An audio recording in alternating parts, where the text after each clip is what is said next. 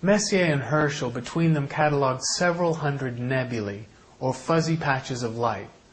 Some of these fuzzy patches of light appeared smooth, others showed a spiral pattern, and yet others were irregular in shape. Only one is visible to the naked eye, the Andromeda Nebula. By the middle of the 18th century, the German philosopher Immanuel Kant and the German mathematician Johann Lambert speculated that these fuzzy patches might be huge systems of stars remote from the Milky Way.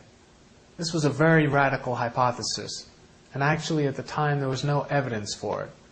An alternative hypothesis was that they were swirling regions of star formation in the Milky Way galaxy. Until large new telescopes were built early in the 20th century, there was no way to decide between these two hypotheses.